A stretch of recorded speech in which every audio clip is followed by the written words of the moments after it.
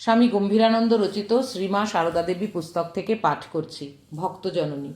শ্রীমাকে একদিন উচ্ছিষ্ট পরিষ্কার করিতে দেখিয়া নলিনী দিদি বলিয়াছিলেন, মা গো, ৩৬ জাতের এঁটো কুড়ুচ্ছে। মা তাহা শুনিয়া বলিয়াছিলেন, সব যে আমার, ৩৬ কোথা?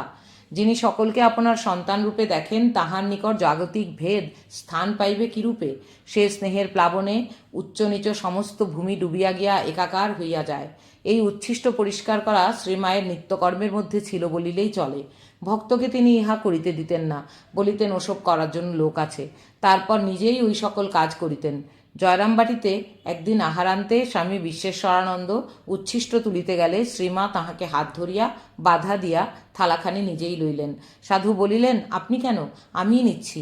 শ্রীমা তাহাতে বলিলেন, আমি তোমার আর কি করেছি? মার কোলে ছেলে বাহ্যে করে, কত কি করে। তোমরা দেবের দুর্লভ ধন।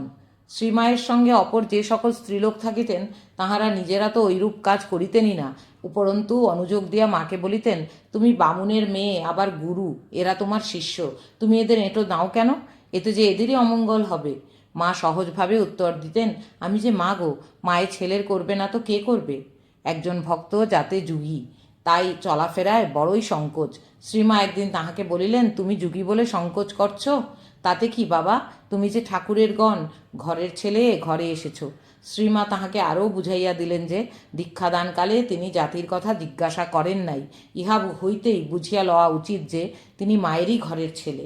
পাড়া গাঁয়ে সামাজিক বাধা থাকিলেও জয়রামবাটিতে ওই বিষয়ে কেহ প্রশ্ন করিবে না, আর তাহারও গায়ে পড়িয়া পরিচয় দিতে যাওয়া নিষ্প্রয়োজন।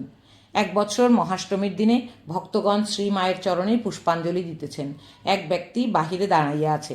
মা তাহাকে জিজ্ঞাসা করিয়া জানিলেন, তাহার বাড়ি তাজপুরে।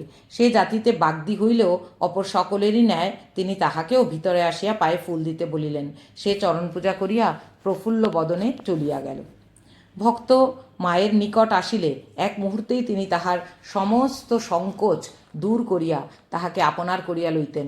এমনই ছিল তাহার মাতৃত্বের অদ্ভুত প্রভাব। রাসবিহারী মহারাজ অল্প বয়সে মাতৃহারা হইয়াছিলেন, তাই মা বলিতে সংকোচ বোধ করিতেন।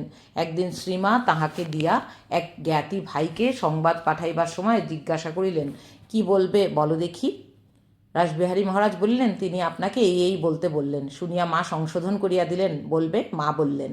মা শব্দটি বেশ জোর দিয়া উচ্চারণ করিলেন। যথা অগ্নের দাহিকা শক্তি রামকৃষ্ণে স্থিতা হিয়া সর্ববিদ্যা স্বরূপাং তাং শারদাং প্রণমাম্যহম। হরি ওম তৎসৎ। শ্রীরামকৃষ্ণার্পণমস্তু।